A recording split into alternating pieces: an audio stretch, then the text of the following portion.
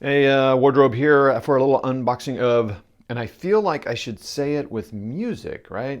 Even though it's a small game, that the huge letters and the epic picture, I just feel like it should be Rostov 41, race to the dawn, and it's doom, doom, doom, doom. But anyway, maybe not. Okay, anyway, Rostov 41 by Multiman Publishing. It's a part of the Standard Combat series. Series designer Dean Essig, game designer Ray Weiss, game developer Lee Forster. Check out Lee's videos on YouTube. I don't know, does it go by Lee Forster? I think it does. Anyway, so let's talk a little bit about Rostov 41. It's a very small game. It won't take very long. But first, I'd like to maybe show you kind of the situation. I'm not going to be able to give a really good historical deep dive here, but I can just kind of give a little bit and just show the kind of original map, or kind of the map of what this is a part of in the war. So this is from the book, The Military Atlas of World War II. So let's take a look inside here. It's a part of Operation Typhoon, September to December of 41. So you can see where this is the line, the line on the 30th of September. And then the Germans start making their push, you know, all across to try to get to Moscow. You know, it's the 1st Armored, I think that's Army, those 4. And then the 3rd Infantry are making their push here, and 17th. Pushing down to Rostov down here. So let's zoom in real quick. Okay, so anyway, the map takes place here. This is the map of the game. Takes place about this area. Got the size of my thumb here, because Azov is Rostov, and that town is all on here. And it doesn't go as high as this, so it's just like right around this area, about right here. So, and that's where the game takes place. Now let's take a look at the game. Here's Rostov, and here's Azov and Taganrog. I'm sorry. Anyway, so there's that all the way to Mariupol, and then up to Stalino, which I've seen on mini maps. And anyway, so there's that. It's a pretty small map. I mean, there's that. You know, I've had some reopenings. So here's a standard Flames of War base type of thing. You know, I don't know, kind of a standard size map in here. Pretty small hexes, but that's standard for the Standard Combat series. It basically is the German approach to and to capture of Rostov. Okay, and then the ensuing successful German counteroffensive against the overextended German divisions.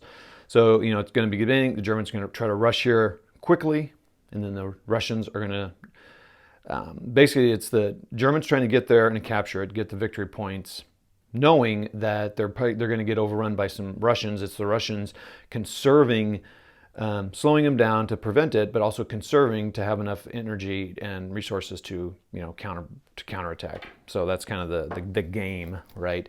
Starts on October 13th of 41 to December 2nd of 41. So each turn is 2, so like I think 3 days, but I think they get longer or something. Yeah, so it's interesting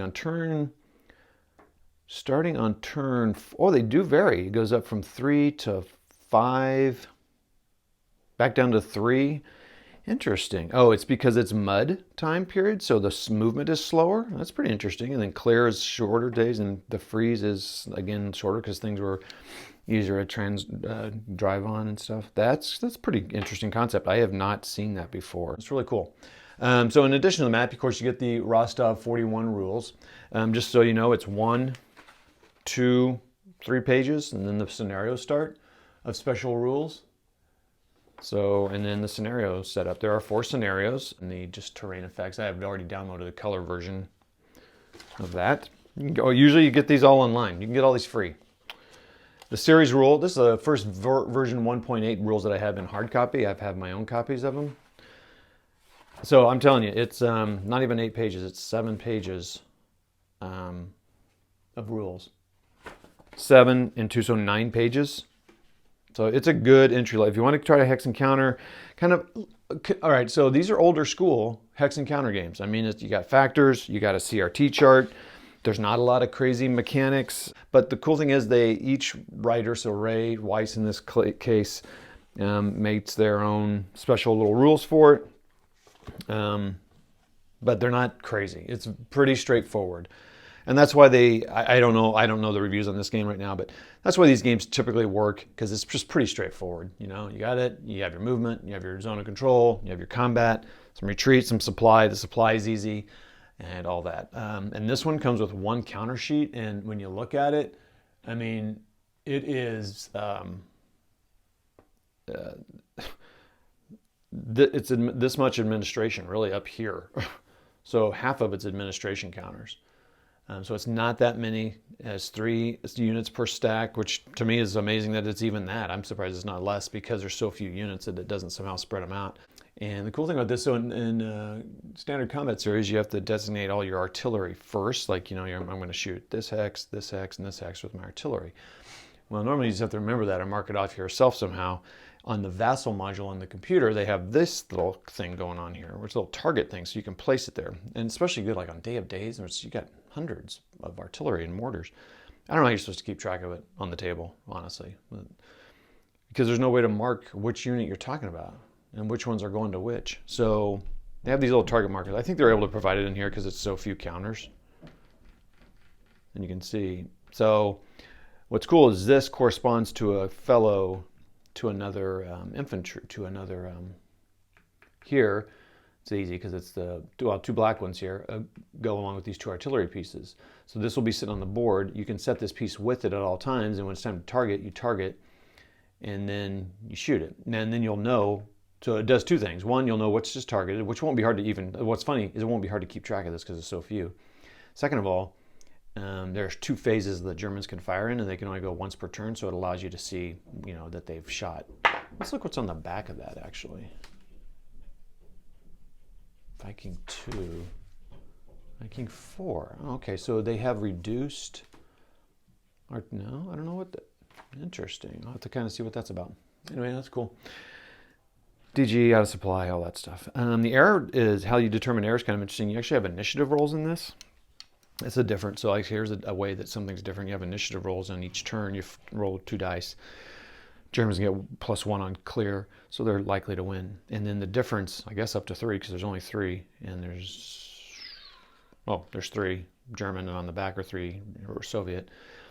So like if I rolled a 6 and the Soviets rolled a 3, well, the Germans are going to get 3 air attacks that turn. So that's kind of a fun way of doing the air without having different air and kind of doing all that kind of stuff. So, but that means that only 1 or 2 of the teams. So it allows you to have, you know, in this turn, the air superiority and all that. Really, they just really streamline and abstract a lot of stuff. So if you want super detail, you know, you bump it up. You go to East Front series, you go to OCS. If you want, you know, super detailed kind of breakdown of the units, you know, more detailed air and anti-air combat and that sort of stuff, and more detailed supply, because supply is probably just going to be, can they trace it, you know,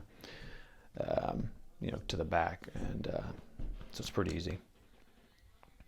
Okay, I think, let's see, and of course you get your, you know, your standard, I love the MMP dice that come in the game. These are the same ones that come in ASL. I just like the size and the sound of them. There's something very satisfying about them. I think that's it, and that's what comes in the box. It's very simple, very straightforward. I look forward to trying it out. Rostov 41, Race for the Dawn.